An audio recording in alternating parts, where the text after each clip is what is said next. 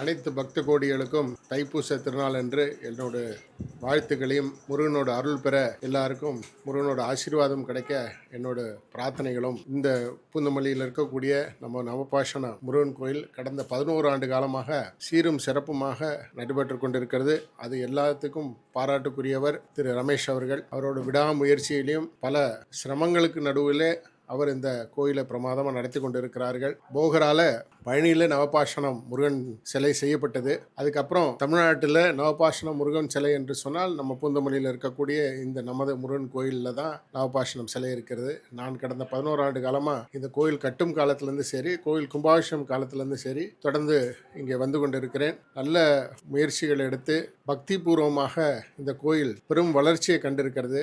ஆயிரக்கணக்கான பக்தர்கள் இன்று பால்குடத்தோட தைப்பூச திருநாளுக்கு வந்திருக்கிறார்கள். அவங்க எல்லாருக்கும் முருகன் அருள் புரிய நான் பிரார்த்திக்கிறேன். நன்றி, வணக்கம். பற்று பற்று பற்றற்ற ஒன்றை பற்று.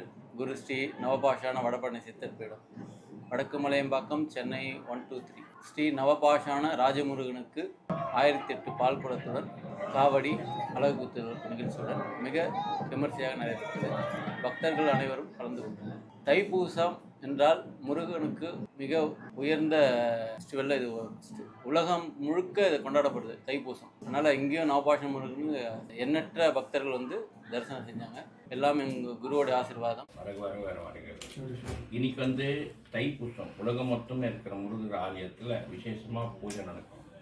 ஆனால் நம்ம இடத்துல வந்து வருஷம் இந்த முருகர் கோயில் கட்டி இன்னைக்கு 12 வருஷம் ஆகுது. கிட்டத்தட்ட ஒரு 100 பேர் பால் குடம் எடுத்து பயணம் பண்ண இன்னைக்கு கிட்டத்தட்ட இந்த 12 ஆண்டில் ஒரு சின்ன அனுபவம் என்ன கேட்டால் நீங்கள் 1008 பேர் பால் குடத்தோடு அபிஷேகம் பண்ணலாம். இந்த அபிஷேகத்தில் என்ன விசேஷம் இந்த முருகர்னா, நவபாசனம் இருக்கிறதால பட்ட அபிஷேக ஜலம் வந்து ஒரு மருத்துவ குணம். இது வந்து சக்தி பீடம்னு சொல்லுவாங்க, சித்தர் பீடம்னுவாங்க. இந்த சித்தர் பீடத்தில் என்ன விசேஷம்னு கேட்டிங்கன்னா, மருத்துவர் மொத்தமே இந்த வந்து வைத்தியசாலை மாதிரி இது கோயில். உலகத்திலே பல பேருக்கு இந்த மனநிலை இல்லாத பிள்ளைங்களுக்கு இலவசமாக இங்கே சிகிச்சை பண்ணுறோம்.